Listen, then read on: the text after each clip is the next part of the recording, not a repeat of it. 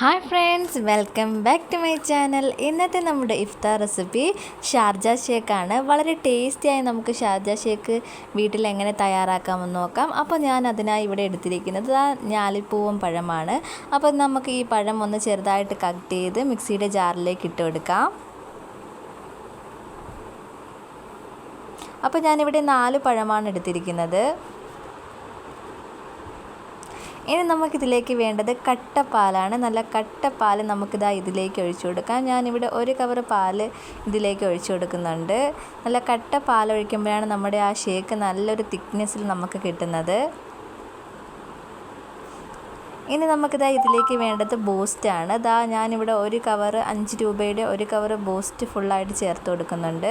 അതും കൂടെ നമുക്കിതിലേക്ക് നന്നായിട്ട് ചേർത്ത് കൊടുക്കാം. ഇനി മധുരത്തിന് ആവശ്യമായ പഞ്ചസാര വേണമെങ്കിൽ ചേർത്ത് കൊടുക്കാം. ഞാനിവിടെ ചേർത്ത് കൊടുക്കുന്നില്ല. ഇനി നമുക്കിത് നന്നായിട്ടൊന്ന് മിക്സിയുടെ ജാറിലേക്ക് അടിച്ചെടുക്കണം.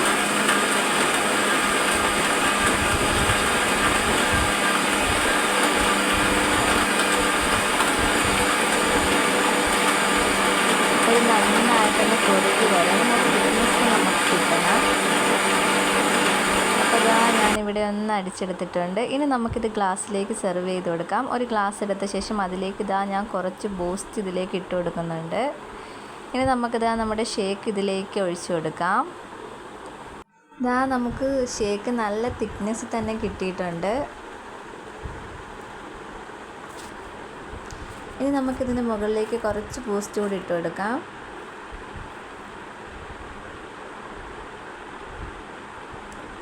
അപ്പോൾ ഇനി നമുക്കിതിൻ്റെ മുകളിലേക്ക് കുറച്ച് നട്ട്സ് കൂടി ഇട്ട് കൊടുക്കാം. ഞാനിവിടെ എടുത്തിരിക്കുന്നത് ബദാമാണ്. നമുക്ക് ഏത് നട്ട്സ് ആയാലും ഇതിലേക്ക് ഇട്ട് കൊടുത്താൽ മതി. നമ്മുടെ ഷേക്ക് കുടിക്കുമ്പോൾ നമുക്കൊന്ന് ചവച്ച് ഒന്ന് കുടിക്കാൻ വേണ്ടിയാണ് ഈ നട്ട്സ് കൂടി ഇട്ട് കൊടുക്കുന്നത്. അപ്പോൾ നമ്മുടെ വളരെ ടേസ്റ്റി ആയിട്ടുള്ള ഷാർജ ഷേക്ക് ഇവിടെ തയ്യാറായിട്ടുണ്ട്. വളരെ എളുപ്പത്തിൽ നമുക്ക് തയ്യാറാക്കാൻ പറ്റിയ ഒരു റെസിപ്പിയാണ്.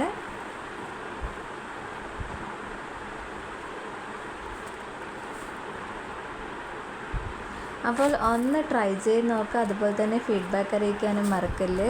ഇഷ്ടപ്പെട്ട ചാനൽ ഒന്ന് സബ്സ്ക്രൈബ് ചെയ്യുക. അതുപോലെ തന്നെ ലൈക്ക് ചെയ്യാനും ഷെയർ ചെയ്യാനും മറക്കല്ലേ.